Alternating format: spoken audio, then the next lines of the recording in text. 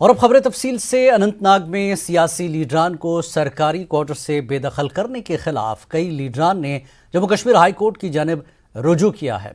इस तरह से अभी तक 2 साबिक असम्बली मेंबरान को हाई कोर्ट से राहत हासिल हुई है। अदालत ने इंतजामिया को हिदायत दी कि अगली समाअत तक इन लीडरान को क्वार्टर से न निकाला जाए। ताहम साबिक वज़ीर आला महबूबा मुफ्ती ने जुमेरात को ही खनाबल हाउसिंग कॉलोनी में वाक़ अपनी सरकारी रिहाइशगाह को खाली कर दिया है। उधर इस अमल के खिलाफ पहले ही सियासी पार्टियों ने रद्दमल जाहिर किया है, जबकि लीडरान ने सिक्योरिटी वजूहात की बिना पर इंतजामिया से उन्हें क्वार्टर्स में रहने की इजाज़त देने की अपील की है।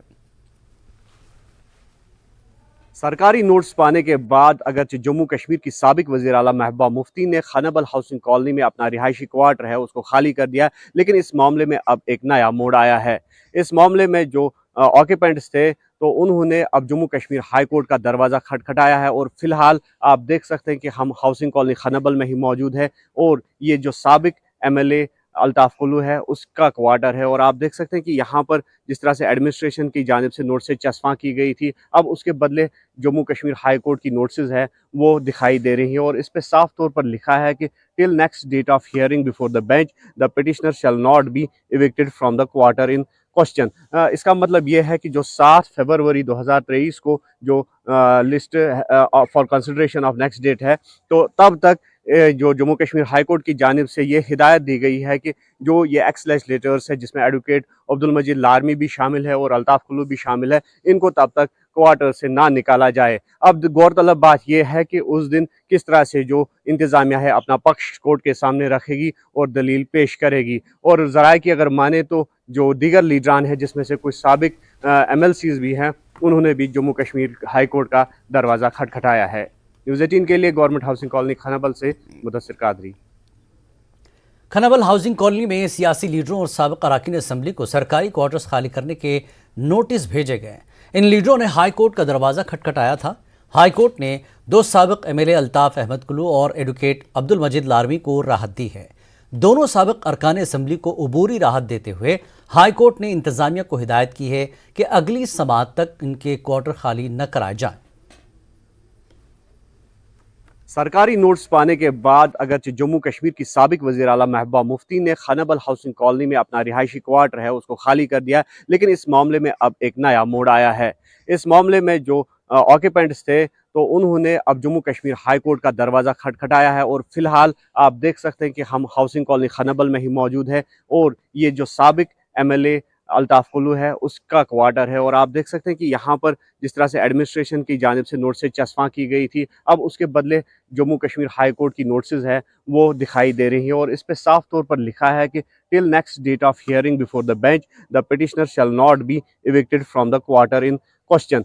इसका मतलब ये है कि जो 7 फरवरी 2023 को जो list for consideration of next date है, तो तब तक जो जम्मू कश्मीर हाई कोर्ट की जानिब से ये हिदायत दी गई है कि जो ये एक्स लेजिस्लेटर्स है जिसमें एडवोकेट अब्दुल मजीद लारमी भी शामिल है और अल्ताफ कुल्लू भी शामिल है, इनको तब तक क्वार्टर से ना निकाला जाए। अब गौरतलब बात यह है कि उस दिन किस तरह से जो इंतज़ामिया है अपना पक्ष कोर्ट के सामने रखेगी और दलील पेश करेगी। और ज़राए की अगर माने तो जो दीगर लीडरान है जिसमें से कुछ साबिक MLCs भी हैं, उन्होंने भी जम्मू कश्मीर हाई कोर्ट का दरवाज़ा खटखटाया है। न्यूज़ 18 के लिए गवर्नमेंट हाउसिंग कॉलोनी खनाबल से मुदस्सिर कादरी। जम्मू कश्मीर पुलिस में सब इंस्पेक्टर के ओहदे के उम्मीदवारों और जल शक्ति महकमे में जूनियर इंजीनियर के उम्मीदवारों के लिए एक बड़ी राहत की खबर है। वो ये कि जम्मू कश्मीर और लद्दाख हाई कोर्ट की डिवीज़न बेंच ने JKSSB को इन असामियों के लिए इम्तहानात लेने की इजाज़त दी है।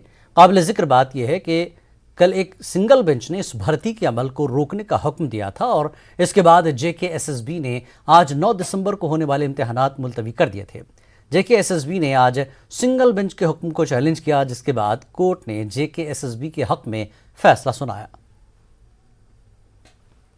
जम्मू एंड कश्मीर पुलिस में सब इंस्पेक्टर और जल शक्ति महकमे में जूनियर इंजीनियर्स की भर्ती के उम्मीदवारों के लिए आज शाम आते आते एक अच्छी खबर ये कि Jammu and Kashmir Ladakh high court ने के डिवीजन बेंच ने एक फैसला दिया है कि उम्मीदवारों के इम्तहानात जारी रहेंगे जो रोक दिए गए थे कल सिंगल बेंच की एक हुक्मनामे के बाद। अब ये इम्तहानात जारी रहेंगे, फैसला डिवीजन बेंच ने दिया है। और जो इम्तिहान आज जो मुलतवी किया गया था सीबीटी टेस्ट, उसको 19 तारीख के बाद लिया जाएगा, ये फैसला हुआ है। कोर्ट ने एक बड़ी राहत उन उम्मीदवारों को दी है जो पिछले साल से एक सजा भुगत रहे हैं ऐसे गुनाहों की, जो इनमें से ज्यादातर उम्मीदवारों ने जो गुनाह किया ही नहीं है। इन उम्मीदवारों के लिए अब ये अच्छी खबर कि उनके जो सीबीटी टेस्ट वो जारी रहेंगे। सिर्फ एक शर्त यह है कि उनके जो फाइनल लिस्ट वो तब तक जारी नहीं होगी जब तक कोर्ट उस रिट पिटीशन पे कोई फैसला नहीं देती है। अगले इसकी तारीख जो लगाई गई है वो 2 फरवरी 2023 यानी अगले साल फरवरी में इसकी तारीख लगा दी गई है। लेकिन तब तक इन उम्मीदवारों के लिए तकरीबन 1.25 लाख से ज़्यादा ये उम्मीदवार हैं, दोनों एसआई के लिए और जल शक्ति महकमे के लिए। उनके लिए सबसे बड़ी राहत तब तक कि इनके इम्तिहानात जारी रहेंगे और फाइनल लिस्ट भी इनकी मुरतब होगी लेकिन जारी नहीं होगी। यानी जो उम्मीदवार तकरीबन अब मायूस हो चुके थे, उन्हें लग रहा था कि शायद एक बार फिर जो लिस्ट पिछली बार स्क्रैप की थी गवर्नमेंट ने, अब की बार भी शायद उनके साथ एक और साल लगना है, उनके लिए एक अच्छी खबर। अब की बार जम्मू कश्मीर एसएसबी ने एक बड़ी फुर्ती दिखाई है और इस केस को चैलेंज, इस ऑर्डर को चैलेंज किया और उसकी वजह से इन लोगों को बड़ी राहत मिली है। कैमरा पर्सन अयूब खान के साथ शब्बीर अहमद, न्यूज़ 18 श्रीनगर। डोगरा सदर सभा ने जम्मू में पैगाम इंसानियत के उन्वान पर एक रोज़ा कॉन्फ्रेंस का इनेकाद किया। इस मौके पर केरला के गवर्नर आरिफ मोहम्मद खान मेहमान खुसूसी थे, जबकि LG J&K मनोज सिन्हा भी मौजूद थे। मनोज सिन्हा ने कहा कि ये बहुत खुशकिस्मती की बात है कि आरिफ मोहम्मद खान आज हमारे दरमियान हैं। डोगरा सदर सभा तवील अरसे से मुख्तलिफ तरीक़ों से समाज को मजबूत करने के लिए सख्त मेहनत कर रही है। उन्होंने कहा कि हिंदुस्तान वो वाहिद मुल्क है जिसने हमेशा तमाम नज़रियात के लिए अपने दरवाजे खोले और मुख्तलिफ मज़ाहिब के दरमियान मोहब्बत की मिसाल यहाँ नजर आती है। तमाम चैलेंजों के बावजूद हमारे पास कसरत में वहदत है। उन्होंने कहा कि 90 की दहाई में नामसाइद हालात का आगाज़ हुआ, मगर अब PM मोदी की कोशिशों की वजह से जम्मू कश्मीर में हालात बदल रहे हैं और जम्मू कश्मीर को तरक्की की राह पर गामजन करने की कोशिशें जारी हैं।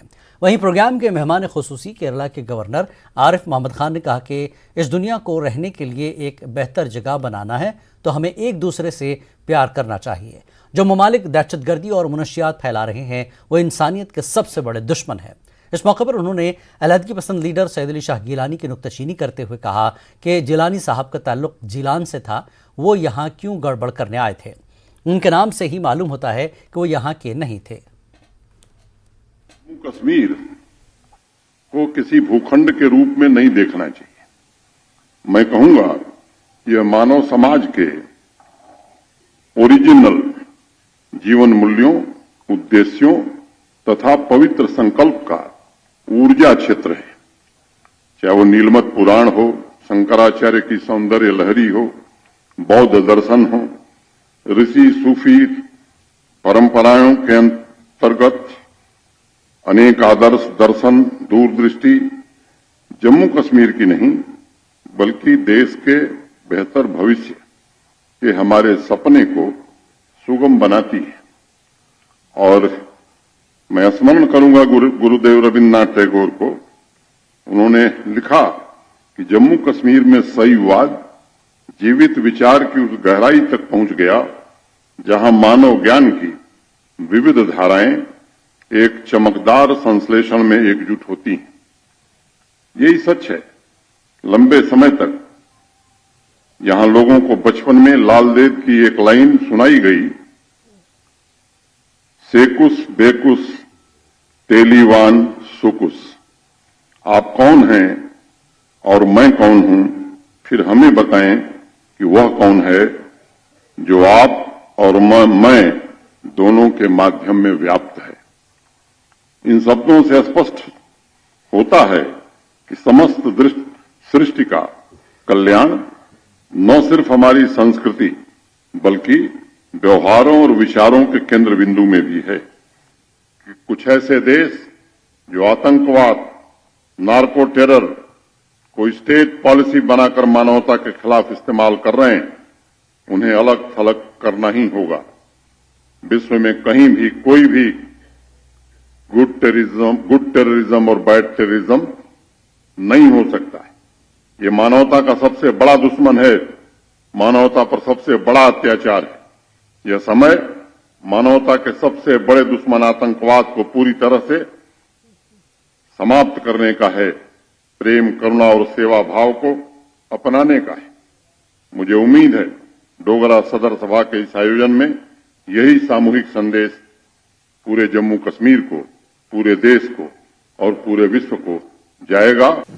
आप तारीख पढ़ लीजिए, वो राज्य, हालांकि उस वक्त राज्य की सूरत नहीं थी, लेकिन मैं ज्यादा से ज्यादा हम उसे कह सकते हैं कि पॉलिटी थी, जो खुद हुजूर सल्लल्लाहु अलैहि वसल्लम ने कायम किया था। 30 साल के बाद और खास तौर से 48 साल के बाद हुजूर सल्लल्लाहु अलैहि वसल्लम यानी प्रॉफिट साहब, उनके खानदान के एक एक फर्द को, एक एक मेल मेंबर को मार दिया गया उसी राज्य के द्वारा। और उसके बाद उन पर पूरा इतिहास है कि उनके ऊपर परसिक्यूशन, उनके ऊपर ज्यादतियां, जुल्म, वो मदीने से भाग के गांवों में पनाह लेते थे और वहां जाके सरकारी कोई आदमी जो उनका हमदर्द था वो बताता था कि तुम्हारे बारे में पता चल गया, लिहाजा वो अपनी जान बचा के वहां से भागते थे।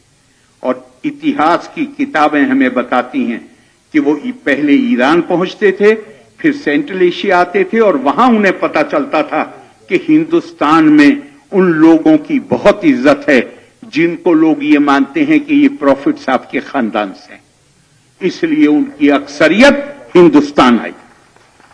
वरना मुझे बताइए, जीलानी साहब का क्या ताल्लुक था श्रीनगर से, जरा बताइएगा भाई। अब आप यहां पे आने के बाद आप हिंदुस्तान के टुकड़े कराना चाह रहे हैं, आय काय के लिए थे जीलान से, आप तो जीलान के थे। आप खुद भागे हैं अपनी जान बचाने के लिए। मैंने एक बार यह बात इंडिया टुडे की कॉन्क्लेव थी वहां कह दिया था कि भाई आपका नाम ही बता रहा है कि आप हिंदुस्तान से बाहर से आए और क्यों आए हैं आप, कौन अपने घर को छोड़ता है, जरा मुझे बताइएगा। आप में से कोई तैयार है अपने घर छोड़ने के लिए? कोई अपने घर को नहीं छोड़ता जब तक जान पे ना बन पाए, तब तक कोई अपने घर को नहीं छोड़ता। तो इतने लोगों की सिर्फ हुजूर सल्लल्लाहु अलैहि वसल्लम के खानदान वालों को नहीं, उनके जो सपोर्टर थे उनके साथ इतना जुल्म होता था कि वो अपना घर बार छोड़ने के लिए मजबूर हुए। ये हमारा देश कमाल, मैं आपसे कहता हूं, आज तो दुनिया हमारे रास्ते पा रही है, हमारी इसमें कोई हमारा योगदान नहीं है इसमें। हम सच्ची बात यह है कि हम तो जिस मुसीबतों से गुजरे हैं वो गुजरे ही इसलिए हैं कि हमने अपने आदर्शों और अपने मूल्यों को भुला दिया था। सिर्फ इतनी बात थोड़ी, सबका साथ, सबका विकास, सबका विश्वास, ये नारे की बात नहीं है। जब तक सबके पास ज्ञान नहीं जाएगा तब तक कोई तरीका नहीं है कि विकास हो सके। और स्वामी विवेकानंद के इस वाक्य के साथ मैं विराम दूंगा अपनी बात को। उन्होंने कहा, मैं उनके ही शब्द इस्तेमाल करना चाहता हूं, अनुवाद कर दूंगा। So long as millions live in ignorance and poverty, I hold everybody a traitor who, having been educated at their expense, pays no heed to them. जब तक देश में अज्ञान है और गरीबी है, भूखे हैं, तब तक मैं हर उस व्यक्ति को गद्दार मानूंगा जो उनकी कीमत पे, जिसने ज्ञान हासिल किया है, जिसने खुशहाली हासिल की है, लेकिन जिसको उनके बारे में चिंता नहीं।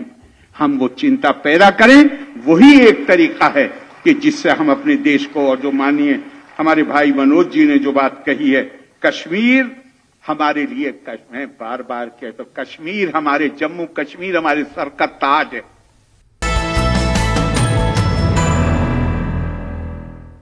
कश्मीर न्यूज में एक बार फिर आपका इस्तकबाल है। जम्मू में पीएम पैकेज के तहत बरसर खिदमत कश्मीरी पंडित मुलाजमीन मुसलसल एहतजाज कर रहे हैं। कश्मीरी पंडित मुलाजमीन वादी से महफूज मकाम पर तबादले की मांग कर रहे हैं। दहशतगर्दों के जरिए गुज़श्ता दिनों जारी की गई फहरिस्त के बाद मुलाजमीन के एहतजाज में मजीद शिद्दत आ गई है। पिछले 212 दिन से जो कश्मीरी पंडित एम्प्लॉय सड़कों पे है, वो सरकार से मांगते क्या है? वो तो अलग राज्य की बात नहीं करते, अलग देश की बात नहीं करते, वो कहते हैं हमारी जानों की सुरक्षा आप दीजिए। तो एलजी एडमिनिस्ट्रेशन कहता है सब ठीक है, शिकारा फुल है, होटल चल रहे हैं, यात्री आ रहा है, टूरिस्ट चला गया, तो मगर ये जो हिंदू मारा जा रहा है इसकी सुध कौन लेगा? तो ये जो डिसीजन है ये उसी कड़ी का जो है भाग है।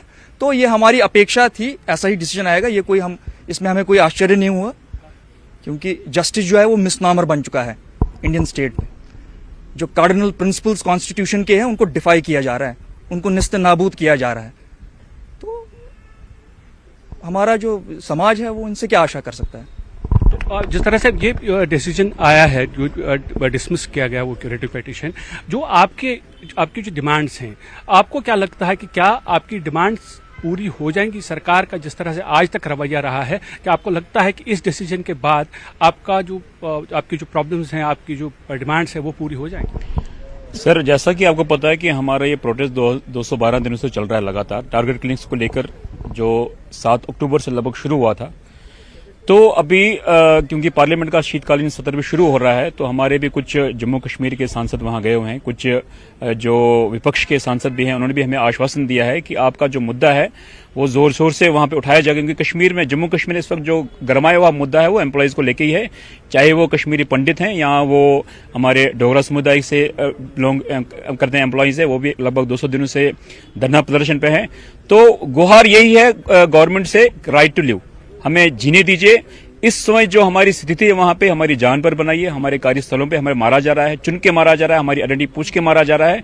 तो फिलहाल कुछ टाइम के लिए, जब तक आप कश्मीर का जो सुरक्षा तंत्र है उसे मजबूत नहीं करेंगे हमारे लिए, हमारे अनुसार जो कार्यरत है वहां पे, तब तक हमें रिलोकेट कीजिए और जो डोगरा एम्प्लॉयज हैं उन्हें ट्रांसफर पॉलिसी बहाल कीजिए, तब तक हम कश्मीर नहीं जाएंगे। तो जैसे आपने देखा कि जो एम्प्लॉयज हैं, एक तरफ से जो सुप्रीम कोर्ट का जो डिसीजन आया है उससे और सुप्रीम कोर्ट में 1989-90 में कश्मीरी पंडितों के कत्ल आम के हवाले से दायर की गई क्यूरेटिव पिटीशन को खारिज कर दिया गया है। पिटीशन खारिज होने के बाद कश्मीरी पंडितों में काफ़ी मायूसी पाई जा रही है।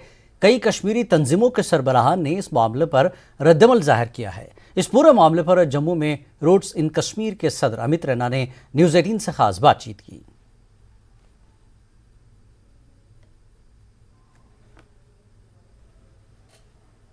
1990 में कश्मीर घाटी में हिंदुओं के नरसंहार से मुतल्लिक एसआईटी की जांच कराने के मुतालबे को लेकर रूट्स इन कश्मीर की जानिब से सुप्रीम कोर्ट में एक क्यूरेटिव पिटीशन डाली गई थी, जिसको सुप्रीम कोर्ट ने रद्द कर दिया है।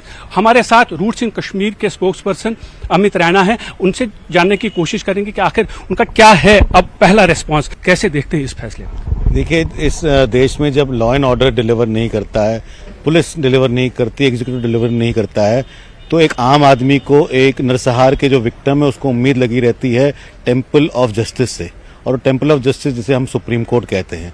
तो कल जो न्याय पालिका से जो आदेश आया है वो बिल्कुल निराशा वाला आदेश है। कहीं ना कहीं न्यायपालिका ने कश्मीरी पंडितों को संदेश दे दिया है कि आप इस देश में न्याय की उम्मीद ना करें। मगर मैं न्यायपालिका को और हर उस तंत्र को बताना चाहूंगा कि हमारा विश्वास इस देश के संविधान पे, इस देश के इथॉस पे सबसे अधिक है। इसी कारण 32 सालों में कश्मीरी पंडित ने कभी बदला नहीं लिया है, कभी बदले के भाव से काम नहीं किया है। 32 सालों से हमने काम अगर किया है तो न्याय पाने के लिए किया है, और कल के ऑर्डर के बाद निराशा जरूर है, मगर हमारा प्रयास निरंतर न्याय को लेकर चलता रहेगा, और हर प्रयास लीगल लेवल पे जो न्याय के लिए जरूरी होगा हम वो करेंगे। आप किस तरह का प्रयास करेंगे? क्या आप और लोगों को, और जो संस्थाएं हैं उनको साथ लेके आगे बढ़ेंगे और एक बार फिर सुप्रीम कोर्ट का ही रुख करेंगे? देखिए, हम जो अभी इमीडिएट प्रयास जो हमने शुरू किया है कि जो हमारे शीतकालीन सदन शुरू हो चुका है, हमारा प्रयास है सांसदों से मिलना और सांसदों के द्वारा भारत सरकार पे प्रेशर डालना कि वो एसआईटी का गठन करें। इसके अलावा हमारा प्रयास है कि देश भर में जाकर देशवासियों से, खासकर हिंदू समुदाय से, उनसे मिलकर उनको कश्मीर में जो सिचुएशन है असली और जो हिंदुओं के साथ हुआ है उसको लेकर उन्हें अवगत कराएं, और उनके द्वारा सरकार और जुडिशरी पे प्रेशर डाला जाए कि एसआईटी का गठन किया जाए। इसके अलावा हम वकीलों से भी बात कर रहे हैं कि और क्या लीगल विकल्प निकल सकते हैं, उसको लेकर भी काम चल रहा है। Thank you very much. तो ये थे अमित रैना, जिनका ये कहना है कि वो वकीलों के साथ बात करेंगे कि और कानूनी क्या विकल्प निकल सकते हैं, ताकि वो जो उनकी डिमांड है कि एक SIT का गठन किया जाए ताकि उन कातिलों को सजा दी जाए जो कश्मीरी पंडितों की हत्या में शामिल हैं। कैमरामैन आशु के साथ मनोज कौल, न्यूज़ 18 जम्मू। मैं तो ये कहता हूं कि हम सब ने गवर्नमेंट ऑफ इंडिया से मांग करनी चाहिए, अब एक ही मांग होनी चाहिए इस समय कि वो कश्मीरी पंडितों के साथ जो हुआ है उसको जिनोसाइड के रूप में स्वीकार करें ऑफिशियली, तभी ये सारे मामले जो हैं ये सुलझ सकते हैं। अदरवाइज अगर गवर्नमेंट ऑफ इंडिया जो कश्मीरी पंडितों के साथ हुआ है उसको जिनोसाइड स्वीकार नहीं करता है तो ये माना जाता है कि कश्मीरी पंडित जो हैं कश्मीर से यूं ही वहां से निकले थे, उसका कोई मेन कारण नहीं था। टेररिज्म जो है उसको यह समझा जाता है कि terrorism is a passing buck, तो ये आज हुआ है कल नहीं होगा। But what happen to Kashmiri Pandits, lock stock and barrel, केवल उनको मारा नहीं गया, केवल उनको वहां से बेदखल नहीं किया गया, उनके वहां पर जो मकान थे, जायदाद थे, उनके जो आर्टिकल्स ऑफ फेथ थे, particularly places of worship, particularly places of cultural importance, उन सबको वहां पर नेस्तनाबूद किया गया है। ऐसी सिचुएशन में हम गवर्नमेंट ऑफ इंडिया से मांग करते हैं, ऑफिशियली मांग करते हैं कि जैसे नेशनल ह्यूमन राइट्स कमीशन ने ये कहा है, act second to genocide have been committed against Kashmiri Pandit, Supreme Court ने भी इतनी क्लिनजिंग इस इशू को माना है, दिल्ली हाई कोर्ट ने भी माना है, गवर्नमेंट ऑफ इंडिया ने कश्मीरी पंडितों के साथ जो हुआ है उसको। Youth all India Congress Kashmiri समाज के सदर RK भट्ट ने भी कश्मीरी पंडितों पर हो रहे हमलों की मजम्मत की है। RK भट्ट ने कहा कि हम उम्मीद करते हैं कि सरकार कश्मीरी पंडितों की हिफाजत को यकीनी बनाएगी। कल जो दोबारा ये मैसेज हमें मिली कि सुप्रीम कोर्ट ने हमारी दोबारा प्ले को रिजेक्ट कर दिया, तो इसमें काफी सारी निराशा कश्मीरी पंडित कम्युनिटी में दोबारा से आ गई। लेकिन हम अपनी जो हमारी वी आर ऑप्टिमिस्टिक, तो हम अपनी आशा को खत्म नहीं करेंगे। हम पिछले 32 साल से लड़ते आ रहे हैं और आगे भी जब तक हमारे में जान है हम इसके ऊपर लड़ते रहेंगे और सरकार से ये आग्रह करेंगे कि आपको पता है जितने भी कश्मीरी पंडितों को 89 से अभी तक मारा गया उनके FIR आपके पास दर्ज है आपके लोकल पुलिस स्टेशंस में। गवर्नमेंट चाहे तो कोई भी तरीका अपना के, उनके पास बहुत सारे तरीके होते हैं, अगर वो किसी भी रिटायर्ड सुप्रीम कोर्ट के जज के अंडर एक कमेटी गठित करे और वो कमेटी को ये जिम्मेदारी दी जाए कि फैक्ट फाइंडिंग्स के रिपोर्ट सबमिट करे, और सरकार के हाथ में ये सब कुछ है। आज हम आशावादी है आज की सरकार से, हम जरूर चाहते हैं मोदी जी की सरकार कश्मीरी पंडितों को जस्टिस दे दे। जो जेनोसाइड हमारे साथ हुआ, pre migration even after migration, उसका जस्टिस हमें मिलना चाहिए, ताकि ह्यूमैनिटी को आप जस्टिस दे देंगे। 7 लाख कश्मीरी पंडित को तभी जस्टिस मिलेगा जो लोगों ने हमें मारा, जब उनके खिलाफ आप ऐसी कार्रवाई करेंगे, ताकि हमें मिलेगा कि जिन लोगों ने भी कश्मीर में अपनी जान दी, अपनी शहादतें दी, आज भी इस मुल्क में उन लोगों के प्रति भावना है और उनको जस्टिस जरूर मिलेगा। यही हम अनुरोध करते हैं आज की सरकार से। JKNC के जम्मू सूबाई सदर रतन लाल गुप्ता ने सुप्रीम कोर्ट की तरफ से दरख्वास्त खारिज करने पर रद्दमल जाहिर किया। उन्होंने कहा कि सुप्रीम कोर्ट हमारे मुल्क की सबसे बड़ी अदालत है, दोबारा अर्जी खारिज होने पर इस पर तबसरा करने से बचना चाहिए। सुप्रीम कोर्ट मुल्क का और जुडिशरी का हाईएस्ट हमारी कोर्ट है, उन्होंने जो फैसला किया वो तो हम सब मानते हैं उसको, और उन्होंने फैक्ट्स फिगर्स सब लिए होंगे, तो हम तो समझते हैं कि कोर्ट ने जो फैसला किया है हम सबको वो मानना चाहिए। अगर किसी को कोई दिक्कत हो तो और 50 रास्ते हैं, लेकिन कोर्ट के फैसले को अगर आप कहें तो मैं समझता हूँ कोर्ट का फैसला हमारे लिए सर्वोपरि है और मुल्क का हाईएस्ट जुडिशरी कोर्ट है हमारी, हम तो वो मानेंगे, उसमें कोई टिप्पणी करने की जरूरत नहीं है। मैं समझता हूँ कि अगर कोर्ट ने 2 बार एक किसी चीज को वो रिजेक्ट किया है तो उस पर टिप्पणी करें तो मुनासिब नहीं रहेगा। जम्मू म्यूनिसिपल कॉरपोरेशन ने जम्मू में एक एंटी करप्शन रैली का इनेकाद किया। ये रैली परेड ग्राउंड जम्मू से शुरू होकर शहर के मुख्तलिफ हिस्सों से होती हुई महाराजा हरि सिंह पार्क जम्मू पर अख्ताम पज़ीर हुई। मेयर GMC राजेंद्र शर्मा, ताजर तंजीमों के नुमाइंदों और सैकड़ों तलबा ने रैली में शिरकत की।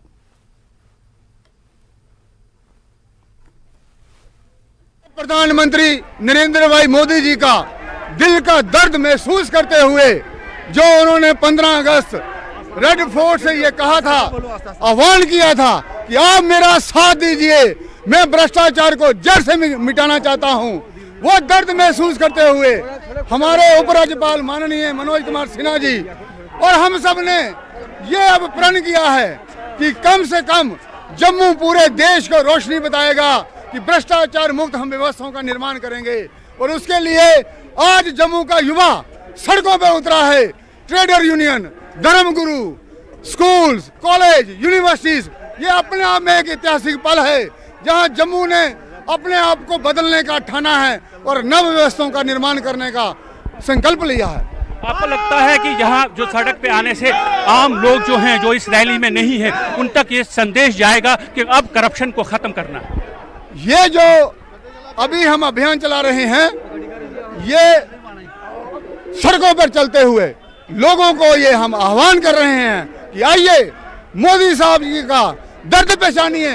जिस दर्द ने उन्होंने कहा था कि मेरा आप साथ दीजिए, तो मुझे लगता है पूरी जनता उनके साथ है, क्योंकि युवा की साइड जाएगा। युवा जो संकल्प लेगा वो उद्देश्य अवश्य पूरा। कश्मीर न्यूज में एक बार फिर आपका इस्तकबाल है। कश्मीर के कई बालाई इलाकों में आज सुबह से ताज़ा बर्फबारी हुई। महकमे मौसमियात के मुताबिक सोनमर्ग, गुलमर्ग और ज़ोजिला पास के बालाई इलाकों में हल्की से दरमियानी बर्फबारी हुई, जबकि जम्मू के कुछ हिस्सों और कश्मीर के मैदानी इलाकों में बारिश हुई है। गुलमर्ग को छोड़कर बेशतर इलाकों में रात के दर्जे हरारत में नुमाया इजाफा रिकॉर्ड किया गया।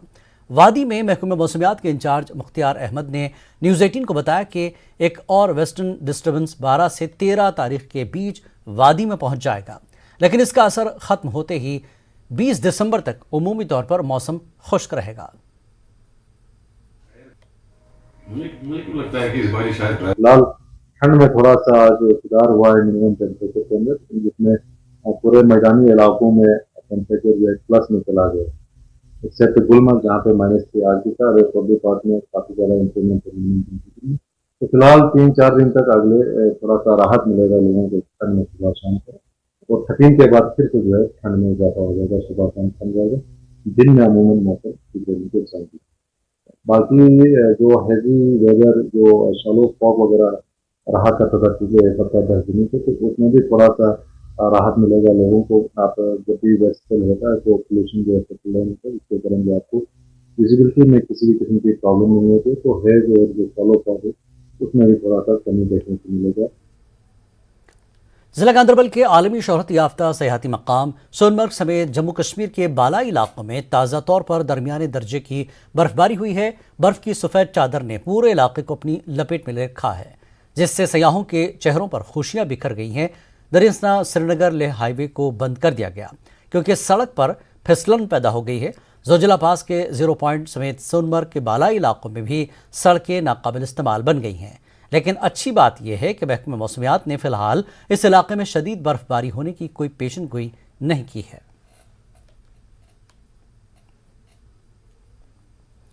वहीं बर्फबारी की पेशगोई के पेश नज़र पुलवामा में खुसूसी स्नो कंट्रोल रूम कायम किए गए हैं।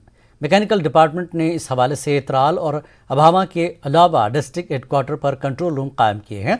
इस बार मैकेनिकल डिपार्टमेंट ने बर्फ हटाने के लिए जदीद मशीनें भी लाई हैं ताकि कंडी इलाकों का राब्ता बर्फबारी के दौरान भी बहाल रखा जा सके।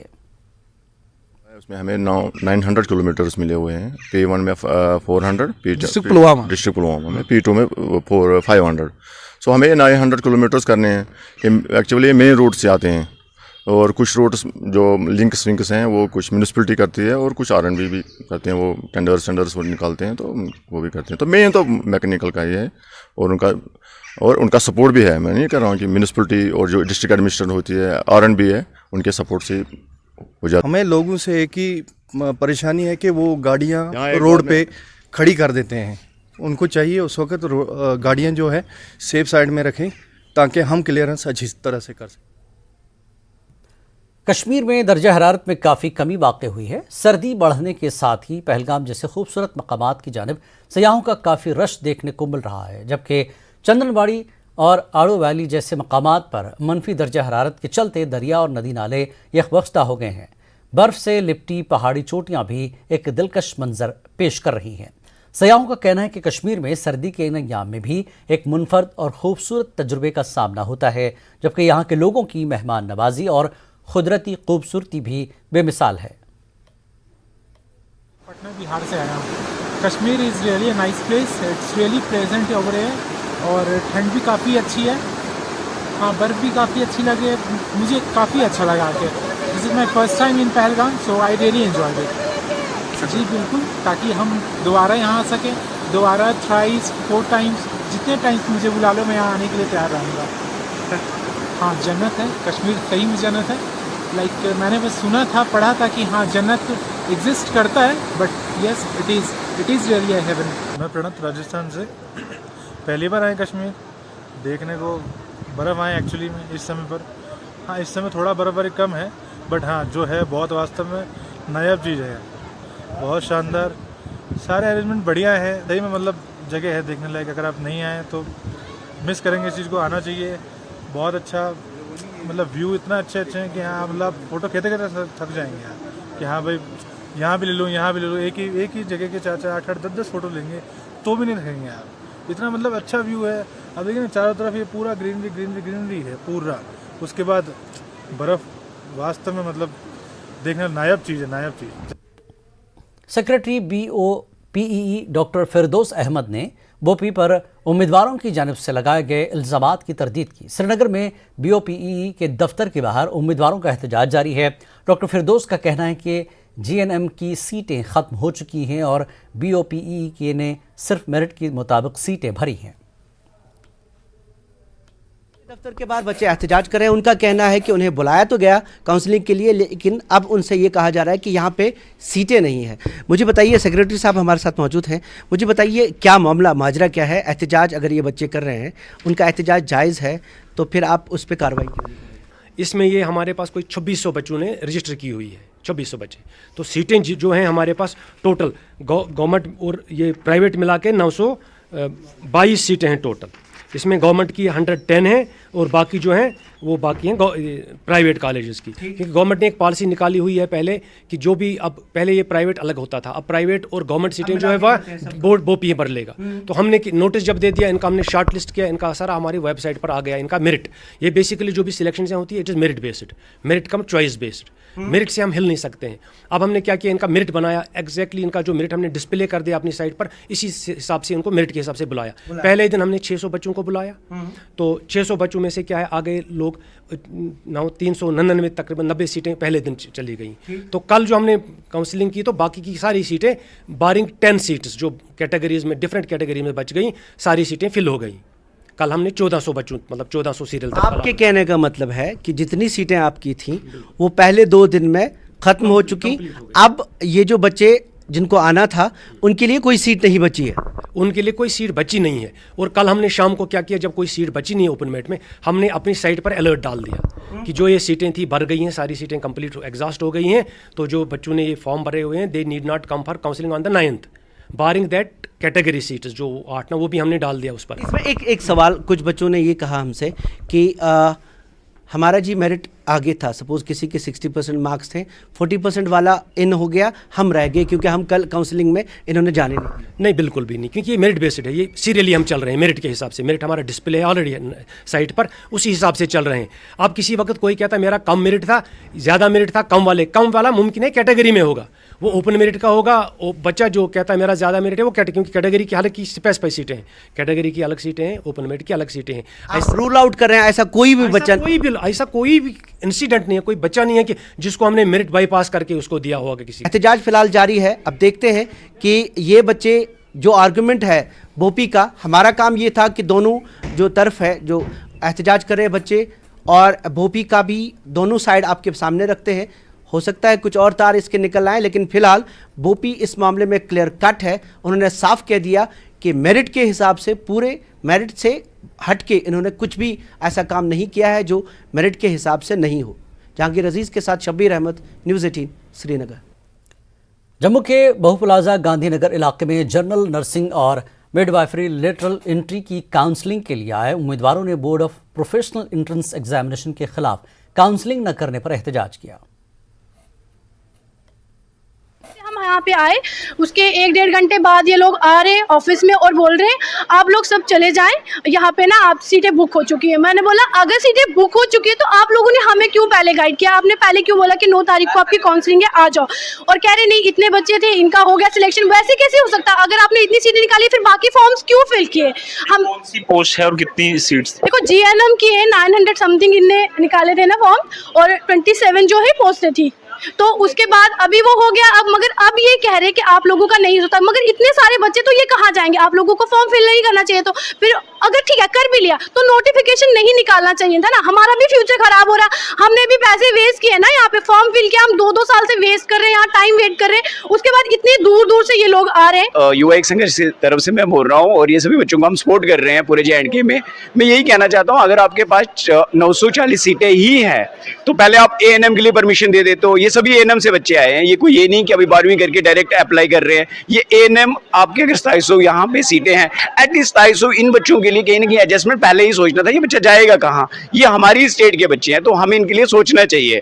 तो मेरा यही रिक्वेस्ट है कम से कम 2000 सीटें और बढ़ाई जाए इसी महीने, विद इन डेज में आप मीटिंग्स करो और जितने भी कॉलेजेस हैं उनको कम से कम 100-100, 200 और अलर्ट की जाए GNM की लेटर एडमिशन की सीटें।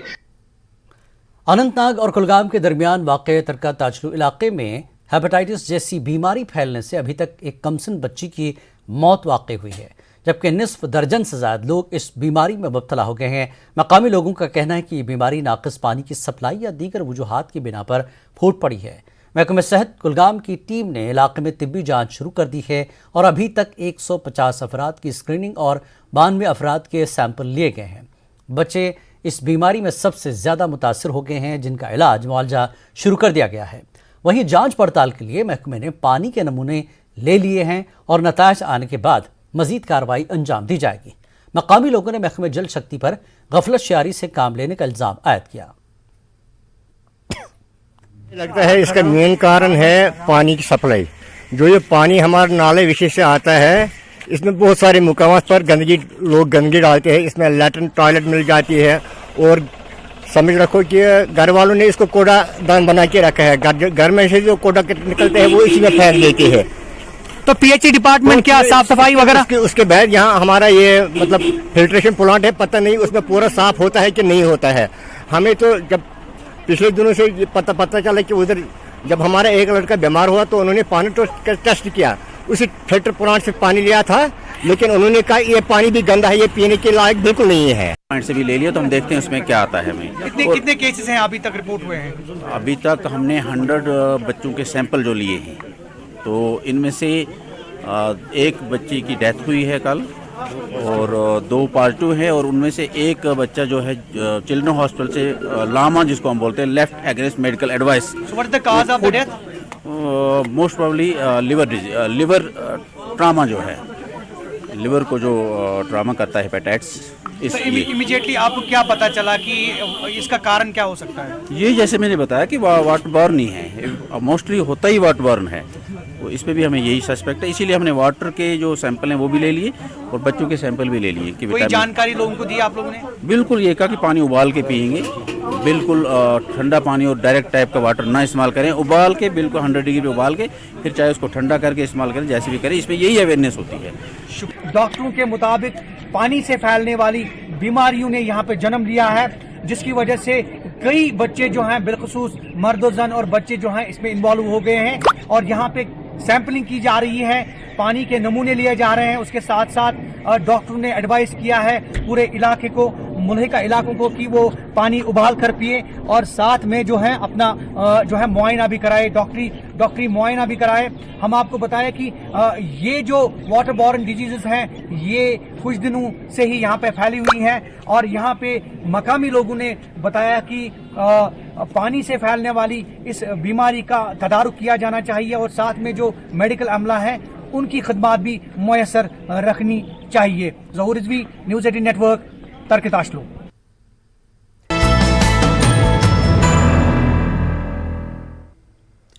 डिप्टी कमिश्नर डोडा विशेषपाल महाजन ने आज खैलानी टनल के तामीराती मकाम का दौरा किया ताकि टनल पर जारी काम की पेशरफ्त का जायजा लिया जा सके। दौरे के दौरान DC के हमरा SSP डोडा अब्दुल क़य्यूम और GM NHIDCL N गिल भी थे। उन्हें बताया गया कि टनल की दोनों ट्यूब मार्च 2023 तक मुकम्मल होने की तवक्को है।